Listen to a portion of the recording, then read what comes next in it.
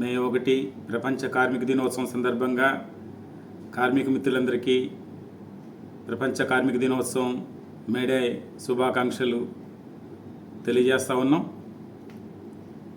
1886 మే 1న అమెరికాలోని చికాగో నగరంలో కార్మికుల హక్కుల కోసం జరిగిన పోరాటంలో చిందించిన రక్తంతో తడిసిన ఎర్ర జెండా స్ఫూర్తితో మే 1న ప్రపంచంలోని కార్మికులందరూ మేడేని నిర్వహించుకుంటూ ఉన్నారు.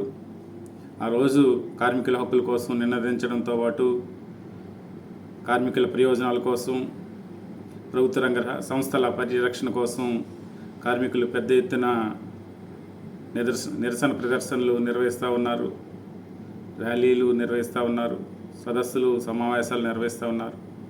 వారికి ఈ సందర్భంగా శుభాకాంక్షలు తెలియజేస్తూ, ఈరోజు మన దేశంలో ఉండే కోట్లాది మంది కార్మికులు, అందులోనూ అసంఘటిత రంగ కార్మికులు కానీ సంఘటిత రంగ కార్మికులు కానీ అనేకమైన సమస్యలు ఎదుర్కొంటూ ఉన్నారు. కార్మికులు అనేకమైన పోరాటాలు చేసి సాధించిన 29 కార్మిక చట్టాలు ఈరోజు సవరించబడి 4 లేబర్ కోడ్లుగా అమలు జరపబోతున్నది ఈ కేంద్ర ప్రభుత్వం. ఈ నేపథ్యంలో కార్మికులు దాన్ని తీవ్రంగా వ్యతిరేకిస్తూ ఉన్నారు. కార్మికులకు సంబంధించి కనీస వేతన చట్టం ప్రతి కార్మికునికి నెలకి కనీసం 26,000 ఇవ్వాలనే ప్రభుత్వ నిబంధన కూడా అమలు కాని పరిస్థితుంది. ప్రభుత్వ రంగ సంస్థల్లో పనిచేస్తున్న కార్మికులకు కూడా ఈ అవకాశం లేకపోవడం అనేది దురదృష్టకరం.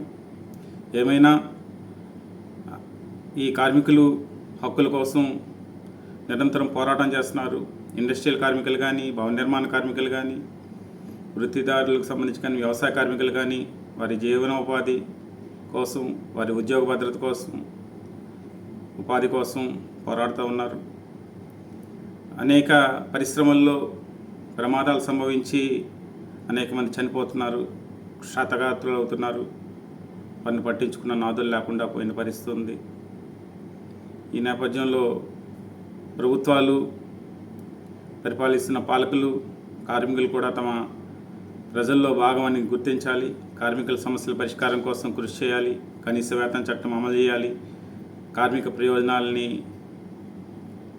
పణంగా పెట్టి తమ స్వార్థ ప్రయోజనాల కోసం పనిచేయరాదని చెప్పేసి మేము భావిస్తూ ఉన్నాం.